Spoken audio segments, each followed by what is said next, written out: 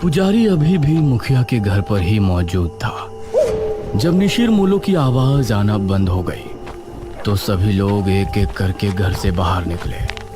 मुखिया और ठकुराइन भी पुजारी के साथ घर से बाहर निकल आए। मुखिया जी, अब हमें तांत्रिक बाबा को खबर कर देनी चाहिए। हाँ पुजारी जी, लेकिन पहले पता तो चले कि निशिर मोलो ने किसी को अपना शिकार बनाया है या फिर वो ऐसे ही चले गए।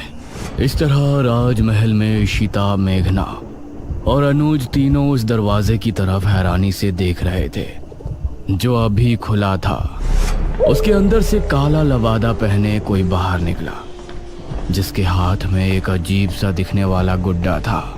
कौन? वो कुछ और बोला नहीं और लंबी लंबी भयानक सांसें लेने लगा।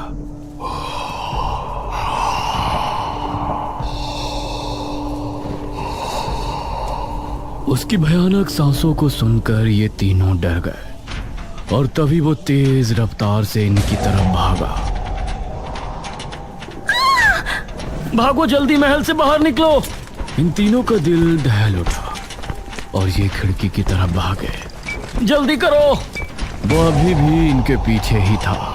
अनुज ने पहले इशिता और फिर मेघना को बाहर निकाला। वो अनुज तक पहुंचने ही वाला था कि तभी अनुज भी खिड़की से कूद गया। क्या था वो? चलो अब घर चलते हैं, 2 बज रहे हैं, कहीं पिताजी या माँ जाग ना जाए। ये तीनों अब गांव की तरफ रवाना हो गए। माँ और पिताजी को इस बारे में बिल्कुल नहीं बताना, ठीक है? अरे हम क्यों बताएंगे भला? जैसे ही ये तीनों गांव पहुंचे तो बाहर ही पुजारी और बहुत से लोग खड़े थे। अनुज, तुम यहाँ? हमें तो लगा कि तुम तीनों अपने अपने कमरे में सो रहे हो। इतनी रात में तुम तीनों कहाँ से आ रहे हो? वो पिताजी। मुखिया ने मेघना और इशिता की तरफ देखा। तुम दोनों कहाँ गई थी अनुज के साथ? जी माफ कर दीजिए अंकल, हम दोनों का घूमने का मन हो रहा था। तो दिन में घूमने चले जाते, रात में बिना बताए जाने की क्या जरूरत थी? माफ कीजिए पिताजी, मैं ही इन दोनों को ले गया था, लेकिन आप सब लोग यहाँ बाहर इकट्ठा होकर क्या कर रहे हैं? अनुज ने बात को बदलते हुए कहा। आज गांव में निशिर मोलो आए थे, सभी उनकी आवाज सुनकर ही खौफ में थे। क्या निशिर मोलो? ये निशिर मोलो कौन है? 4 कथई लबादे वाले शख्स जो अपने कंधों पर एक ताबूत उठाए रात के समय गांव में घूमते हैं। उनकी आंखें लाल चमक रही होती हैं। रात के समय गांव में घूमते हैं। उस समय अगर वो किसी को देख लेते हैं या कोई उन्हें एक बार देख लेता है तो वो उसे अपने साथ ले जाते हैं। सभी गांव के लोग तो अपने अपने घरों में थे, लेकिन वो लोग संपत और कप्ता को ले गए। वो बाहर ही जुआ खेल रहे थे। अनुज, इशिता और मेघना तीनों ही ये सुनकर चौंक पड़े। पिताजी, लेकिन इससे पहले तो ऐसा गांव में कुछ भी नहीं हुआ, न ही आपने मुझे कभी इसके बारे में बताया। ये 400 साल पहले की बात है बेटा, हमारे महाराज के समय की बात। लेकिन उस समय किसी तरह उनको रोक दिया गया था, लेकिन अब अचानक वो कैसे जाग उठे, ये तो बात समझ के बाहर है। मुखिया जी, अब कल सुबह ही तांत्रिक महाराज से मिलने के लिए निकलेंगे। फिलहाल सभी लोग अपने अपने घरों को जाएं और निशिर मोलो से सावधान रहें। ये सुनकर सभी गांव के लोग अपने अपने घरों को चले गए, लेकिन अब सभी के दिल में अजीब सा डर बैठ गया था। इशिता और मेघना भी अपने कमरे में पहुंची। ये तो बहुत बड़ी गड़बड़ हो गई। हम लोग तो यहाँ पर मृत्युंजय अमृत के लिए आए थे और यहाँ तो राजमहल निशिर मोलो पता नहीं क्या क्या सुनने में आ रहा है। ये लोग अब हमें मृत्युंजय अमृत तक लेकर भी जाएंगे या नहीं? अरे तुझे दिख नहीं रहा यहाँ कितनी प्रॉब्लम है? हम दोनों सुबह यहाँ से जा रहे हैं बस। नहीं, मैं नहीं जा सकती। लेकिन क्यों? वो मृत्युंजय अमृत। इतना कहकर मेघना ने आगे कुछ नहीं कहा। आपने बिना सोचे समझे उन दोनों लड़कियों को घर में जगह क्यों दे दी? देखा ना अब क्या हुआ। ठकुराइन, वो लड़कियां तो अनजान है, लेकिन अनुज को तो सब कुछ पता है ना। वो उनको लेकर रात में निकल गया, इसमें हम उनको दोषी नहीं ठहरा सकते। उनको लेकर जाने वाला तो हमारा ही बेटा है ना। कुछ ही देर में सभी एक एक करके सो गए।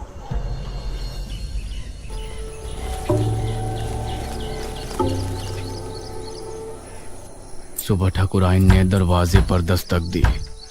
दोनों उठ जाओ, सुबह हो गई है। ठाकुरायन ने बहुत ही रूडली बोला। Aunty ji, we are sorry.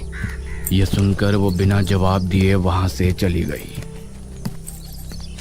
कुछ देर बाद फ्रेश होकर इशिता और मेघना दोनों ब्रेकफास्ट टेबल पर पहुंची।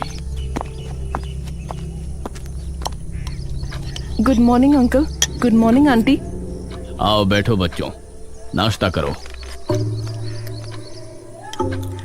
मेघना के बाल इस समय खुले हुए थे। ना जाने अनुज को उसमें क्या खास दिखा। उसने उसे स्माइल की और एक टक उसे देखने लगी। इस पर मेघना ने उसे हैरानी से देखा, फिर उधर उधर देखकर नाश्ता करने लगी। अनुज, आज तुम खेतों पर जाओगे, समझ गए? माँ, मैं खेतों पर जाकर क्या करूँगा? पिताजी, क्या हो गया है माँ को? मुझे कुछ नहीं हुआ है। तुम आज खेतों पर जा रहे हो, बस जा रहे हो। तभी इशिता बोली, अनुज, तुम हमको भी खेत घुमा लाओगे? ये सुनकर ठाकुरायन इशिता और मेघना की तरफ गुस्से से देखने लगी। तभी अनुज भी खुश होते हुए बोला, हाँ ठीक है, मेघना को भी हमारे खेत काफी पसंद आएंगे। हाँ बेटा, क्यों नहीं, लेकिन एक बात ध्यान रखना, तीनों साथ रहना और शाम होने से पहले घर लौट आना। तब तक तांत्रिक महाराज भी आ ही जाएंगे। नाश्ते के बाद इशिता और मेघना अनुज के साथ घर से निकली।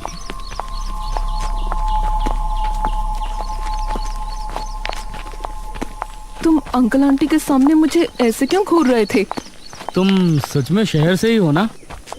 क्यों, कोई शक है? शहर की लड़की होती तो अब तक समझ जाती कि मैं उस पर लाइन मार रहा हूँ। वो मतलब स्लिप हो रहा हूँ। अनुज, उसे ऐसे मजाक बिल्कुल पसंद नहीं। ओ अच्छा। अच्छा ठीक है, सॉरी, लेकिन वो मजाक नहीं था। ये सुनकर मेघना भी हल्के से मुस्कुरा दी। ये लोग अब घने जंगल में पहुंच चुके थे। वैसे अनुज, यहाँ आने से पहले हमने कुछ सुना था। क्या सुना था? यही ना कि हमारे गांव के लोग एक नंबर के बेवकूफ है। अरे नहीं, किसी मृत्युंजय अमृत के बारे में। कहा जाता है कि उसको पीने से बड़े से बड़ा रोग दूर हो जाता है। ये सुनकर अनुज ने इशिता और मेघना दोनों को घूर कर देखा। तो तुम लोग यहाँ मृत्युंजय अमृत की तलाश में आई हो? नहीं, वैसे वो झूठ नहीं तो सीधा बोलना था ना। बेकार में राजमहल जाकर मुझे भी माँ से डांट पड़वा दी। वो हमें लगा था कि सीधे उसके बारे में पूछने से तुम कुछ गलत समझोगे। वैसे ये इशिता पूछती तो लगता, लेकिन तुम पूछती तो नहीं लगता। ये कहकर अनुज मुस्कुराने लगा और इस बार मेघना के चेहरे पर भी मुस्कान छलक आई। तो क्या तुम हमें उसके बारे में बता सकते हो? उसकी कहानी बहुत ही अजीब है, मुझे पूरी नहीं पता। तो बताओ ना, मुझे सुनना है। जितनी पता है उतनी बता दो। ये बात मुझे दादाजी ने बताई थी। सन 1600 में एक बहुत बड़ी महामारी फैली थी। जवान बूढ़े सभी की तबीयत बिगड़ती और फिर कुछ ही दिनों में उनकी मौत हो जाती।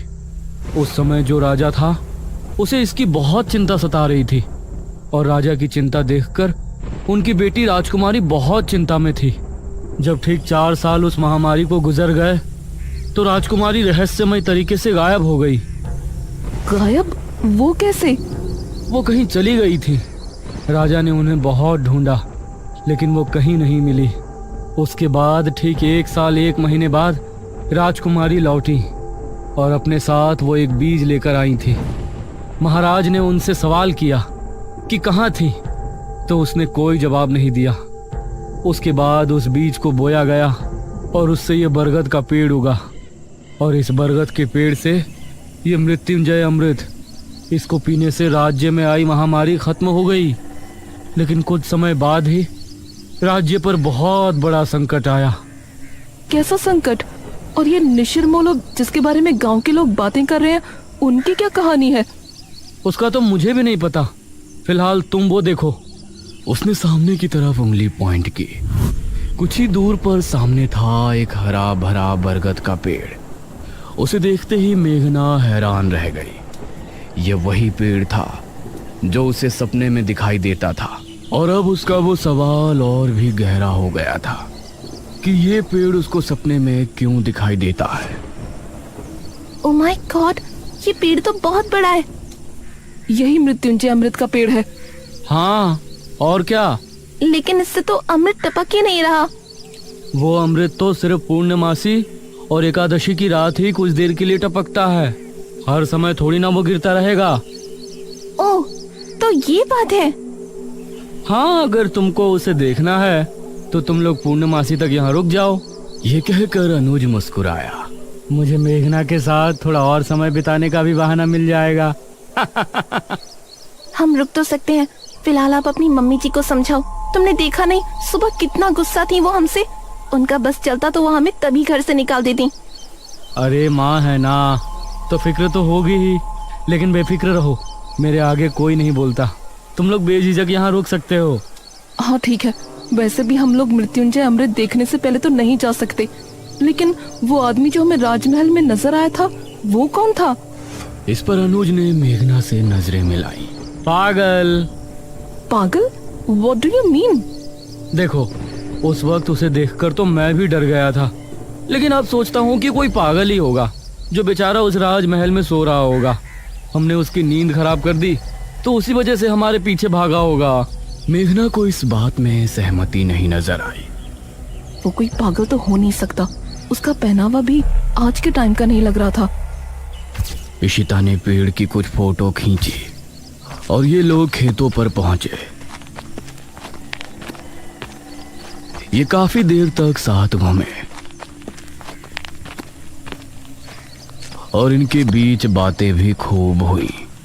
अनुज की बातें अब मेघना को भी अच्छी लगने लगी थी, लेकिन वो अपने सपने और इस गांव के रहस्यों के बारे में ज्यादा सोच रही थी। शाम होने से पहले ये तीनों गांव वापस पहुंच गए।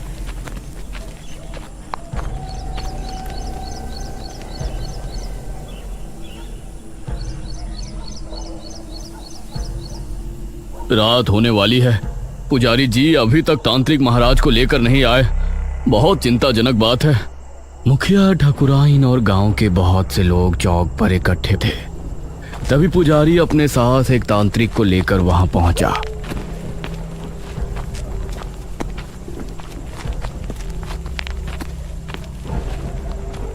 प्रणाम बाबा। प्रणाम। तांत्रिक महाराज नहीं आए? तांत्रिक महाराज शाम से ध्यान मग्न बैठे हैं। वो सुबह सूरज निकलने से पहले नहीं उठ सकते, इसलिए मैं उनकी जगह यहाँ आया हूँ। आप निशिर मोलो के बारे में सब जानते हैं ना? चिंता ना करें, तांत्रिक महाराज का आशीर्वाद हमारे साथ है। हम आपकी समस्या का निवारण करने की पूरी कोशिश करेंगे। तो बताइए तांत्रिक जी, क्या करना होगा? हम पूरी रात जाग कर एक अनुष्ठान करेंगे जो कि गांव के चौक पर होगा। यह पता लगाएंगे कि निशिर मोलो अचानक कैसे जाग उठे। आप सामग्री तैयार करें। एक बार अगर हम अनुष्ठान शुरू कर देंगे तो उसके बाद पूर्ण होने से पहले उठने का हमारे पास कोई कारण नहीं होगा। बहुत बहुत धन्यवाद बाबा, भगवान आपको सफल करे। इशिता ने चुपके से मेघना से कहा, ये लोग सच में बेवकूफ हैं या मुझे ऐसा लग रहा है? ये तू क्या कह रही है? और क्या, वो आदमी गायब हुए हैं, उसके पीछे कोई और वजह भी तो हो सकती है। जरूरी है कि उन्हें किसी भूत ने उठाया हो। निशिर मोलो, चुप कर। कुछ ही देर में अनुष्ठान की पूरी तैयारी हो गई। एक अग्निकुंड, एक कपाल और एक नर हथहड्डी। उसके आसपास 4 धूप बत्तियों से धुआं निकलकर वातावरण को शुद्ध कर रहा था। आप सभी अपने अपने घरों में जाएं और अनुष्ठान के सफल होने की प्रार्थना करें। हवा फिर से तेज हो गई थी। चौक पर सिर्फ तांत्रिक और पुजारी नजर आ रहे थे। मेघना और इशिता खिड़की से तांत्रिक को देख रहे थे। मुखिया, अनुज और ठाकुराइन सोफे पर बैठे थे। अरे मेघना, क्या कर रही हो वहाँ? आकर बैठो ना, कुछ नहीं होने वाला इन लोगों से। अनुज, तुम खुद किसी को नहीं मानते तो मानने वाले का मजाक भी मत बनाओ। अभी ये लोग बातें कर ही रहे होते हैं कि तभी भारी कदमों के साथ 4 निशिर मोलों की आवाज जैसे ही गूंजना शुरू हुई, गांव के सभी लोगों का दिल बुरी तरह से दहल गया।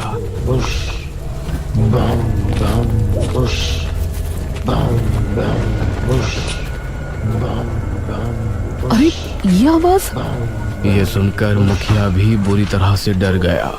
जल्दी से सभी खिड़की दरवाजे बंद कर दो, कोई बाहर नहीं झांकेगा। उसे इस तरह से डरा हुआ देखकर इशिता और मेघना भी हैरान रह गए। हे भगवान, निशिर मोलो फिर से आ गए। 400 साल पहले तो ये सिर्फ शनिवार की रात्रि में ही आया करते थे। उनकी आवाज सुनकर पुजारी और तांत्रिक भी डर गए थे, लेकिन तांत्रिक ने मंत्र पढ़ना जारी रखा। बाबा, ये निशिर मोलो की आवाज कैसे आ रही है? तांत्रिक ने उसका कोई जवाब नहीं दिया। पुजारी भी डर गया था, इसलिए वो भी चुपचाप मंदिर की तरफ रवाना हो गया। वो आवाजें अब तेज होती जा रही थी। मेघना ने जल्दी से खिड़की को बंद कर दिया। इधर पुजारी मंदिर की तरफ बढ़ ही रहा था कि तभी उसको सामने से निशिर मोलो आते हुए नजर आए। पुजारी उन्हें देखकर बेहद डर गया और खौफ भरी आंखों से उन्हें देखता रहा। ताबूत खुलते ही और उसके बाद सब कुछ सन्नाटे में बदल गया। हे भगवान, ये तो पुजारी जी की आवाज है। इसका मतलब है निशिर मोलो ने पुजारी जी को भी। पिताजी, उनकी आवाजें तो अभी भी आ रही हैं। हे भगवान, पता नहीं क्या होगा। तांत्रिक बाबा की रक्षा करना। तांत्रिक अभी भी बैठा हुआ अनुष्ठान कर रहा था। उसको सामने से निशिर मोलो आते हुए नजर आए। उन्हें देखकर तांत्रिक की आंखों में भी खौफ उतर आया। निशिर मोलो उसके सामने आकर रुक गए और एकदम शांत हो गए। तांत्रिक ने उन्हें देखने के बाद भी अनुष्ठान जारी रखा। आवाज आनी बंद हो गई। लगता है वो चले गए पिताजी। नहीं, अभी कुछ देर अंदर ही रहो। जब तक तांत्रिक महाराज खुद नहीं कह देते, कोई बाहर नहीं जाएगा। तभी तांत्रिक बाबा की एक दर्दनाक चीख फिजा में गूंजी।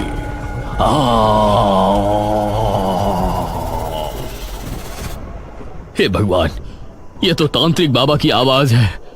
धीरे धीरे आवाजें हल्की होती चली गईं और फिर पूरी तरह से शांति छा गई। चलो, सब जल्दी से बाहर चलो। अब मुखिया और सभी गांव के लोग अपने घरों से निकलकर चौक पर पहुंचे। वहां उन्होंने देखा कि तांत्रिक बाबा किसी मिट्टी के पुतले के जैसे जमे बैठे हैं। उनकी आंखें और मुंह पूरी तरह से फटा हुआ है। तांत्रिक बाबा! अगले ही पल उनका शरीर धीरे धीरे गायब हो गया। ये भयानक मंजर देखकर सभी के डर के मारे चीख निकल गई। निशिर मोलो पुजारी जी को ले गए और तांत्रिक बाबा का अंत कर दिया। इसका मतलब वो सिर्फ ये अनुष्ठान रोकने आए थे। पिताजी, अब निशिर मोलो से हमें कौन बचाएगा? अब तो तांत्रिक महाराज को ही आना होगा, वही कुछ कर सकते हैं। इशिता और मेघना तांत्रिक की मौत देखकर बहुत डर गई थी। दूसरी तरफ गुफा में बैठे बड़े तांत्रिक ने अचानक से अपनी आंखें खोली। उनके चेहरे पर चिंता की लकीरें साफ नजर आ रही थी। निशिर मोलो का ये रूप, उसने हमारे शिष्य का भी अंत कर दिया। अब हमें खुद वहां जाना होगा, वरना प्रलय आ जाएगा। उस रात जब मेघना सो रही थी तो उसे एक सपना आया। वो एक राजकुमारी वाली वेशभूषा में एक सुनसान जंगली इलाके में घूम रही है। दूर दूर तक कोई नजर नहीं आ रहा है।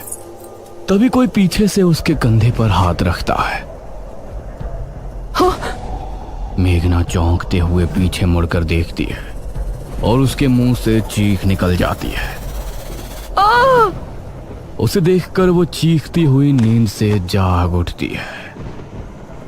अरे मेघना, क्या हुआ? मृत्युंजय अमृत क्या है ये तो हमने जान लिया, लेकिन निशिर मोलो कौन है और मेघना का इन सब से क्या संबंध है? वो कौन सा खौफनाक रहस्य है जिसकी वजह से गांव के लोग पहले भी खौफ में थे और आज भी है? इन सभी सवालों के जवाब जानने के लिए हमारे साथ बने रहिए निशिर मोलो के तीसरे